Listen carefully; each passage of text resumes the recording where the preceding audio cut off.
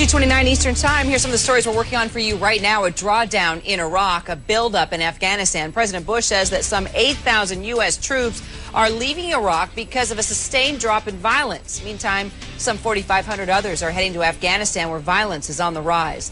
Big questions today about Kim Jong-il's health. A U.S. intelligence source tells CNN the North Korean leader has serious health problems and may have suffered a stroke.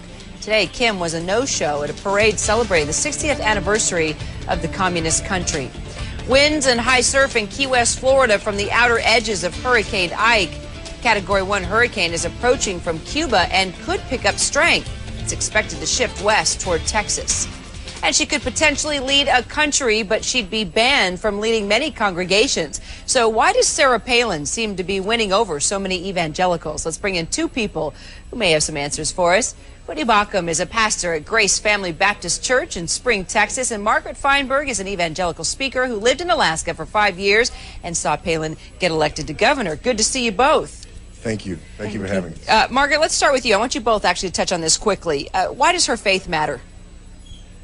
Her faith matters because it says a lot about who she is as a person and her outlooks on life and the policies that will come to play in our nation. Reverend Baucham? I agree completely. Political ideology is really an outgrowth of our religious beliefs. You can't separate what a person believes from how a person will govern. So I think it's incredibly important that we know where people stand on religious issues. So, Margaret, why do you think she's winning over these evangelicals that have been so skeptical of McCain? I think on one hand, she's known for her conservative values, and that's translated in her leadership and her time in Alaska. But I think also for younger evangelicals, there is a hunger to see a more exciting ticket. There was kind of a ho-hum factor for McCain, but when Palin came on board, she added the vavoom that was so needed in order to garner the attention and the excitement for young evangelicals. And here's what's interesting, Reverend Baucham, she's winning over church members, church leaders that don't even allow women to preach at the pulpit, yet she could be leading the country. What do you make of that? Well, it's interesting. The bottom line on that is people look at this ticket and their fear is that we will have Barack Obama as our president, that we will be moved toward a socialist agenda, that we would have the most radically pro-abortion candidate ever to run for president to serve in that office. And that is an untenable position for evangelicals. And so they look at this and they're trying to decide this based on what's best for the nation in the here and now, and oftentimes overlooking some of those other issues. Do you think that that's something that, are you saying that shouldn't be overlooked? I mean, do you think that women in evangelical circles where women are not allowed to preach, let's say that Palin and McCain do win, and here you have this woman that could possibly be leading the free world, and yet there's evangelicals voting for her that don't even believe that a woman should preach at the pulpit? Could this change the face of how evangelicals believe in the woman's role? I don't think it'll change the way evangelicals believe about women's roles. I think it has sparked a discussion. And quite frankly, feminism has gained a foothold in many evangelical churches. Do you think that's a good thing? No, I don't. Not at all. Why not? Well, because we're about the gospel. The culture doesn't dictate truth. The gospel dictates truth. My job is not to be a political pundit or political activist. My job is to be a pastor and proclaim the truth of the gospel as clearly as I possibly can. Well, wait a minute. What about the Old Testament and the prophet Deborah? I mean, she was a political leader. She was a wife. She was a mother. She was one of the biggest forces in the book of Judges. So that's the gospel right there.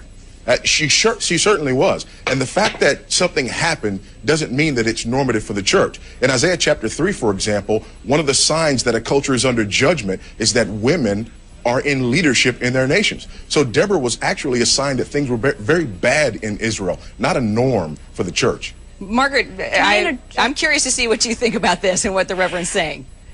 I think that that's a fair perspective, Voddie, but I think we also need to look at Ephesians 5, which describes, it's saying that husbands are to lay down their lives for their wives, just as Jesus Christ laid down his life for the church. And in the same way, I think Todd has done an incredible job opening up the opportunity for Palin to use the gifts and the talents and the passions that she has been given in order to make a difference in her community and possibly in our nation and world on a significant political landscape and effect. Margaret, is the Reverend sounding a little sexist, or is it just me?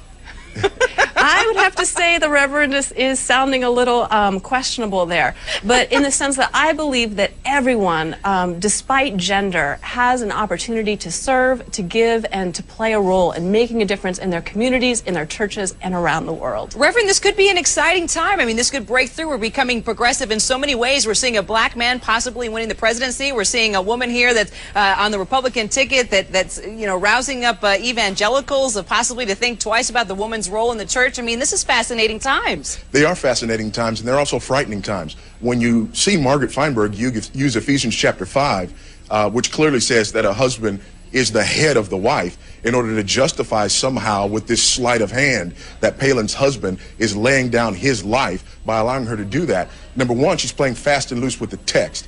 And secondly, she is also ignoring the fact that Palin's responsibility as a wife and mother is governed by Scripture, not by whether we feel it's progressive in our culture. Margaret, final thought there. Voddie, I believe that's a narrow interpretation and a boxy interpretation of the text, as well as the role of women, who in today's working families, many families in the United States need both the man and the wife in order to work outside of the home, in order to support the family, and to put that kind of burden on the family, whereby a woman must stay at home. I just don't think that translates into many working class families today. You know, my job is not to translate into working class families. My job is to be honest with the text.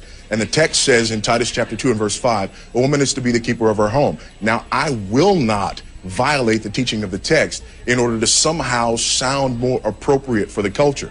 I am a herald of the truth of the gospel, and my job is to teach the gospel according to what the authors have said, not according to what I think the culture wants to hear. But Voddie, being a keeper of the home can be translated in so many different ways. And that means that if a woman happens to be the breadwinner, shouldn't they have the opportunity to step out and take care of their family in that way? Listen. All right, what about the text that says the man and the woman should submit to one another? I think I'm just going to leave it right there, folks. And I'm going to be studying the Bible tonight, and I promise to bring you two back, especially as we see this go forward and seeing how evangelicals vote. Thank you so much, Margaret Feinberg and Reverend Voddie Baucham. Thank you. All right, guys.